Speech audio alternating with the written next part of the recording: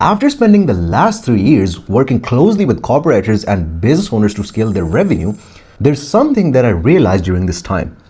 The difference between a copywriter stuck at $3,000 to $5,000 a month and someone making $20,000 a month consistently is never about the skill.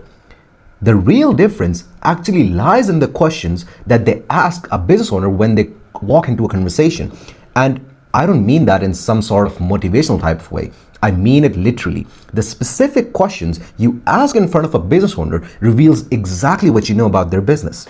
And as a business owner myself, when I am looking to hire someone, the questions they ask me tells me a lot about what they're going to be doing about my business and how much I'm going to pay this person. Because of the famous saying, judge a man by his questions rather than his answers. So in this video, I'm going to walk you to 5 real situations that happen inside every business every week and show you the exact questions a copywriter asks versus the questions a growth operator asks. And once you see that gap, you won't need another video to understand why transitioning into a growth operator is the best move you can make as a copywriter in 2026. But before I get into the first situation, there's something you need to understand. Inside every business, there's something that I call the conversion stack. It's basically the set of variables that determine whether a certain aspect of marketing is going to make money or not, and they work in a specific order. It starts with the traffic, who's coming in the funnel, then the audience match. Are these even the right people for this offer? Then the offer itself. Is this what they actually want right now? Then the price point. Does this price make sense to them? And then the funnel structure. Are people dropping off somewhere before they even get to the decision? And then at the very end of all that is the copy. And every single one of these variables are independent to the rest of the variables. So if the traffic quality drops, the copy or any other variable can fix it. If the offer is wrong for the audience, the copy can save it. If the price creates friction, no amount of great writing is going to change that. Now, ask yourself an honest question. You as a copywriter, how much of these issues can you solve? Probably nothing except the copy. But if you just evolve a little bit from being a copywriter and stack the skills required to become a growth operator, guess what?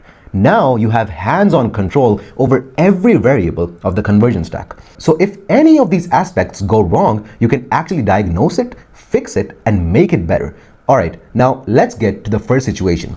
Let's say an email marketing campaign is launched and the revenue is below what your client expected it to be, and he messages you. The question a copywriter asks is, should we try a different angle? Maybe the hook isn't landing the way it should. Should I rewrite the sales page again? Now, when you ask questions in that way, it tells the client exactly one thing, that in your mind, the problem lives inside the copy. So you go back in, rewrite the hook, try a different approach and send it over. Maybe it helps, maybe it doesn't. But here's the truth. You genuinely don't know that if copy was the actual problem. Now, the question a growth operator asks is, which layer of the conversion stack broke first? Was it the traffic quality, the audience match, or something in the funnel before they even hit the copy? Because you can have the strongest copy out there, but if any of these levers are broken, copy wouldn't perform anyway. So same underperforming campaign, 2 completely different conversations. All right, second situation. A client is building a new offer and they want to hit the market in the very next month, and they bring you in. The question a copywriter asks is, what type of emails do you want me to lead with? What's the feeling that you want people to have when they see this? And those are not bad questions, but since business success is 90% strategy and 10% execution, the way a copywriter asks these questions tells the client that he has nothing to do with actually strategizing the offer in a way that it becomes profitable. But now the questions a growth operator asks is, who is the warmest audience we have right now, and does this offer actually match what they're ready to buy at this moment? That question gets asked before anything is written, because if the offer doesn't match the audience's awareness level, everything built on top of it will underperform, and great copy would definitely not solve the problem. All right, situation 3. Now, this one's important and I want you to pay attention here because this is probably one of the most common situations that exposes the gap. In this situation, the traffic goes up, more people are coming into the funnel, but the revenue stays flat. So your client gets confused. Now here, a copywriter looks at this and thinks, maybe the copy isn't converting well enough. Let me tighten up the sales page. Now, yes, This surely is a converting problem, but is it about the sales page or the emails? Probably not, because a growth operator looks at the same situation and asks, traffic went up, but revenue didn't, which means the conversion rate dropped somewhere. Let me find exactly where people are falling off and why.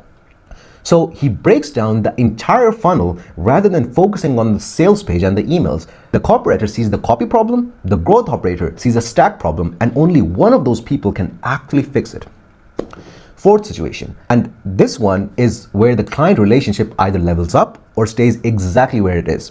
So the project wraps up, the results were decent, the client asks, what do you think we should do next? A copywriter answers, well, I can write more content for the funnel, maybe an email sequence to follow up with the people who didn't buy. That's a deliverable answer to a strategic question, and the client might say yes, but internally, they've categorized you. You're the person who writes things, not the person who thinks about where the business should go. But a growth operator answers, before we decide to build something next, I want to look at how the upsell is performing that we recently added. Because if people aren't coming back after the first purchase, spending more money to bring new people is just going to cost you more. And if the retention is solid, then we figure out where the acquisition funnel is leaking before we add anything on top of it. Now, that answers tells the client one specific thing. This person is thinking about my business, not their own workload. And that's the moment the relationship changes. Last situation. The client wants to keep working together and the compensation comes up. A copywriter says, I can do 3 emails a week and a sales page a month. Here's my rate for that. Now, the conversation is about volume, how much output at what price, and whatever numbers gets agreed on becomes the ceiling because it's tied to the work and not what the work produces. A growth operator says, where do you want to see your business in the next 6 months from now? And I'll tell you what needs to move in the conversion stack to get there and what does that look like for my role. Now, that is a completely different conversation. It's not about deliverables, it's about results. And results-based conversations don't have a ceiling because your income is tied to what results you get them, not just delivering tasks that were given to you. So here's what I want you to take from all of this. Your questions don't just get you information. They signal the business owner exactly what you can do with the current skills you have. Because when you ask, what do you want me to write? You're telling them that you just see one layer of the stack and that's what you get paid for. But when you ask what part of the conversion stack is breaking, you're telling them that you see the whole system and actually have control over it. And that's where the income conversation changes. So the shift from a copywriter to a growth operator doesn't start with a new skill. It starts with a new question.